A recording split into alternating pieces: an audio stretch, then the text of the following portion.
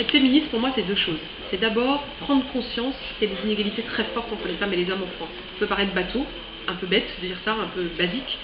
N'empêche que quand vous baladez dans la rue et que vous discutez avec des gens ou avec votre entourage, vous vous rendez compte qu'il persiste une énorme illusion de l'égalité.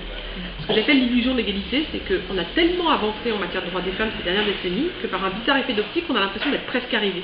On a l'impression que globalement ça va, oui d'accord, c'est sympa avec une d'égalité, mais franchement, globalement ça va. Et ben non, ça va pas. Ça va pas. Il y a 80% des tâches domestiques qui sont faites par des femmes, 27% de femmes seulement à l'Assemblée nationale, 27% d'écart de salaire entre les femmes et les hommes.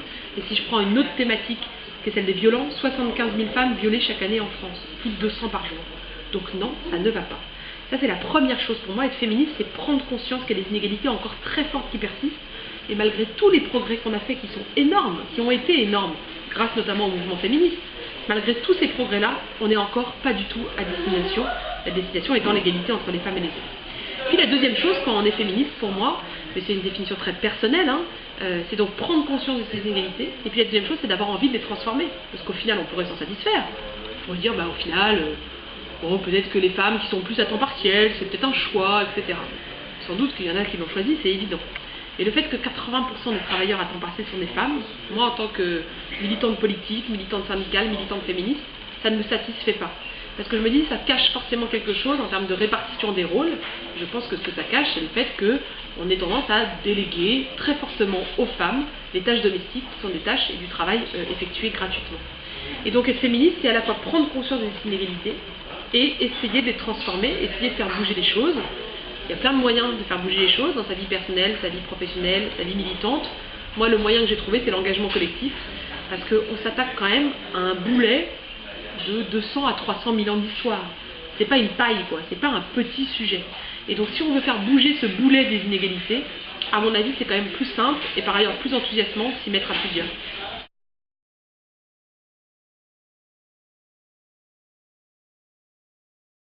Très difficile de poser une question qui demande des grands enjeux, parce qu'on a envie de faire une liste à la Prévert, les violences, l'égalité professionnelle, la parité, etc. Si j'essaie de sortir un peu de cette catégorie un peu habituelle où on liste toutes les thématiques sur lesquelles les droits des femmes sont encore en retard, donc en fait toutes les thématiques du monde, et j'essaie de réfléchir aux trucs qui me tiennent plus à cœur. D'abord, il y en a une qui, je pense, vient aussi du travail que j'ai effectué au cabinet ministériel, qui est cette idée selon laquelle il faudrait que l'ensemble des politiques publiques s'intéressent à l'égalité femmes-hommes. Quand je dis les politiques publiques, c'est pas que les ministères, c'est les collectivités locales, c'est les associations, c'est les syndicats, c'est les entreprises. L'égalité femmes-hommes n'avancera qu'à partir du moment où ça sera devenu un automatisme de l'ensemble des actions publiques, quelles qu'elles soient. Toute action publique s'intéresse de toute façon à l'égalité femmes-hommes, puisqu'elle touche des femmes et des hommes. Et donc se pose à un moment la question de l'égalité. Si on veut faire avancer les droits des femmes et donc réaliser l'égalité entre les femmes et les hommes, il faut insérer cette problématique partout. Dans le champ culturel, dans le champ économique, dans les travaux autour de l'éducation, partout.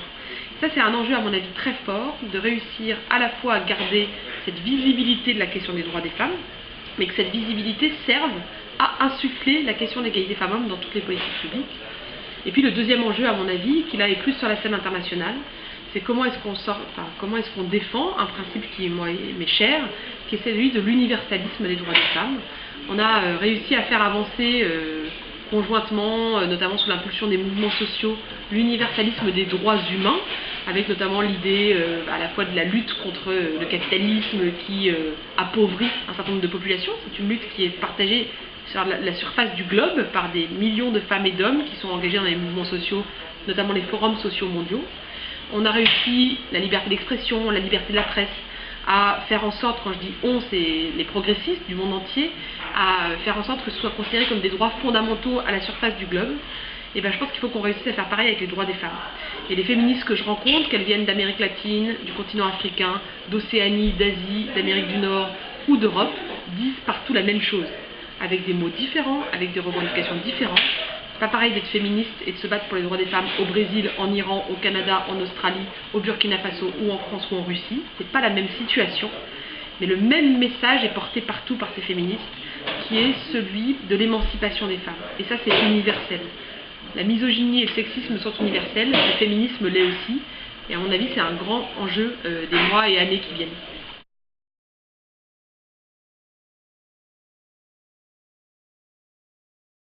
D'abord, si je croise des femmes, jeunes femmes ou moins jeunes, qui me disent mais à quoi ça sert, enfin, je vois pas trop l'intérêt d'être féministe, j'aurais d'abord envie de leur dire, vous savez pas à côté de quoi vous passez. Parce que, en tout cas, là aussi, c'est une vision assez personnelle, mais pour moi, l'engagement féministe, ça a été quand même à la fois un peu dur, parfois, de prendre conscience, c'est parfois une claque qu'on se prend dans la tête, notamment sur la question des violences faites aux femmes, et en même temps, ça a été, et c'est toujours, un enthousiasme permanent. Pour moi, le féminisme, c'est lié très fortement à l'émancipation, à la fois mon émancipation propre, l'émancipation individuelle, mais aussi le fait de libérer la parole, libérer des espaces, libérer du temps, libérer les femmes. Et c'est comme ça que moi je vois l'engagement féministe, et pour moi c'est vraiment une source d'enthousiasme, de joie, ça a été des rencontres très fortes, ça a été beaucoup de compréhension, de nouvelles compréhensions du monde. Et donc la première chose que j'aurais envie de dire, c'est franchement vous savez pas à côté de quoi vous passez. Puis souvent ce que je dis, la deuxième chose, c'est en fait ce qui me fait rigoler dans ces histoires de je suis féministe mais je suis pas féministe, mais je suis pour l'égalité mais je suis pas féministe, c'est qu'on met derrière le mot féministe tout un imaginaire. Être féministe, c'est simplement se prendre conscience qu'il y a des inégalités et avoir envie de les faire reculer. Et donc je pense que dans mon entourage, à peu près, pas 100%, mais presque, des gens sont féministes. Ils le savent peut-être pas forcément encore, mais au final, assez vite, on se rend compte que tout le monde est en fait féministe.